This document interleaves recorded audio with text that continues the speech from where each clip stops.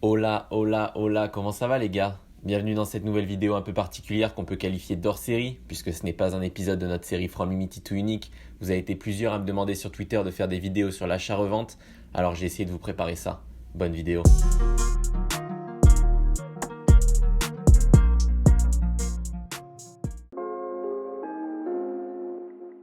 Allez, on commence directement avec la technique numéro 1, le scouting, le vrai. C'est peut-être la technique la plus évidente, mais honnêtement, il n'y a pas de secret. Que vous ayez le budget de Nasser El Khelaifi ou des Girondins de Bordeaux, il n'y a que le travail et la patience qui vous permettront de faire de belles opérations. Alors oui, on voit sur Twitter, sur Discord, des gens qui ont acheté des cartes 22 $ et qui les revendent 2000. Oui, c'est possible sur des cas, sur des situations exceptionnelles, mais ne vous attendez pas à faire des x100 tous les 4 matins. Fixez-vous des objectifs réalisables, des 30, des 40%, c'est déjà magnifique. Posez-vous dans un endroit calme, ouvrez Sorar Data qui pour moi est un outil complet et idéal pour faire de l'achat-revente et faites-moi un vrai scouting digne d'une grande cellule de recrutement européenne. Vous n'êtes pas obligé de passer à l'action tout de suite, marquez les noms des joueurs sur un bout de papier ou sur un fichier Excel, analysez leur situation, regardez leur performance sur plusieurs game week et ensuite, si le choix vous paraît toujours sérieux à ce moment-là, vous pouvez passer à l'action. Voici un petit exemple concret, Evan Dika, joueur que j'ai scouté au mois de novembre, jeune joueur français de 22 ans, 1m92, très athlétique, il joue actuellement titulaire à Francfort en Bundesliga dans une défense à 3. Au mois de novembre, sa valeur était de 77 $ et aujourd'hui son prix a explosé avec un joli x3 suite à de très belles performances avec son club. Il en existe des dizaines, voire des centaines de cas comme celui-là, il suffit d'être patient et bien évidemment d'avoir un petit peu de réussite. Technique numéro 2, technique vraiment simple que j'ai décidé d'appeler l'infirmerie. Énormément de managers sont impatients, alors ils paniquent, un joueur se blesse pour une durée de quelques semaines, voire quelques mois. Son prix chute, je vous prends à titre d'exemple Timothy Weah, le Lillois, avec un prix autour des 140 $ avant sa blessure. Il se blesse à la fin du mois de novembre, vraiment rien de grave, on parle d'une élongation, quelques semaines d'indisponibilité seulement, mais son prix chute autour des 45-50 $. Et ce qui est incroyable, c'est que si on regarde de plus près les transactions sur Sorar Data à ce moment-là, il y a des managers qui ont dépensé 130-140 $ 2 semaines avant la blessure et ils revendent des joueurs à perte pour ne pas attendre quelques semaines car ils ne peuvent pas s'empêcher de rater une game week. Donc c'est clairement à ce moment-là qu'on rentre en scène et on ramasse gentiment les pots cassés. Merci messieurs. Si on prend son prix aujourd'hui, il est de retour au-dessus des 100 $, soit un petit x2 sans forcer. Troisième technique, un peu plus compliquée et risquée, que j'ai appelé l'achat en direct. Vous êtes tranquillement posé devant un match de Jupiler League et de notre équipe préférée, le RFC Serein. Un joueur surperforme en première mi-temps, ça sent la note de 100 puntos sur Sorar. Vous achetez le joueur à la mi-temps et vous le revendez les yeux fermés en fin de journée.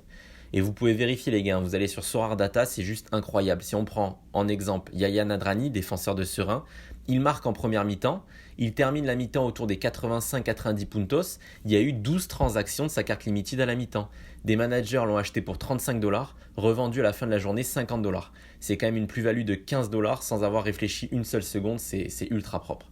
Honnêtement, je suis vraiment pas trop fan de cette technique car elle est quand même assez risquée, mais pour de la revente court terme, ça peut être sympa. Les gens aiment trop la hype sur ce jeu, quitte à payer un prix pharaonique, c'est complètement fou. Quatrième technique qui nous vient à la base de la bourse, j'achète la rumeur et je revends la nouvelle. Je ne vais pas vous la faire en anglais avec mon niveau C2, ça sert à rien.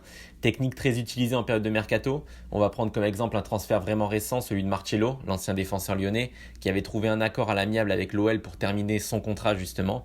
Article de l'équipe, le 27 janvier, Marcelo va signer aux Girondins. Donc là, à ce moment-là, ça commence à s'enflammer sur Twitter, toutes les pages d'actu qui commencent à relayer l'info. Et donc le prix du joueur, environ 3-4 $ à ce moment-là. Prix de vente à la fin de la journée, 39 $. Donc oui, dans ce genre de mouvement, il faut être capable d'être informé rapidement et de réagir rapidement surtout.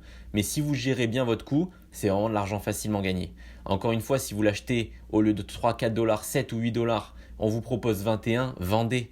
Un x3 comme ça, il y aura toujours bien évidemment une personne pour vendre plus haut. Donc on va se dire oui mais j'aurais pu vendre 39. Ben ouais mais tu aurais pu aussi ne plus le vendre à la fin de la journée, là tu seras déçu. Donc ne soyez pas trop gourmand, respectez vos targets que vous êtes fixés avant d'acheter le joueur.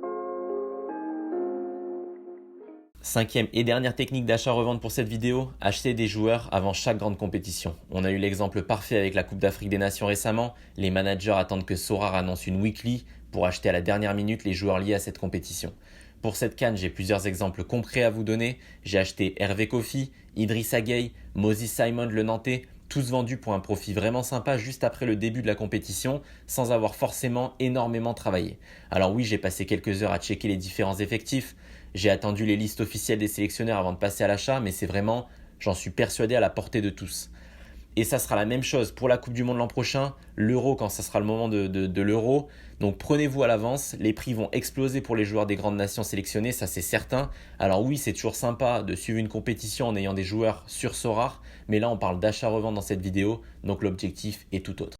Voilà les gars, j'espère que les différentes techniques vous auront plu. Si vous en avez d'autres à nous partager, n'hésitez pas à les écrire dans les commentaires. Dites-moi également si ce genre de format vous plaît, si c'est le cas j'en ferai peut-être d'autres à l'occasion.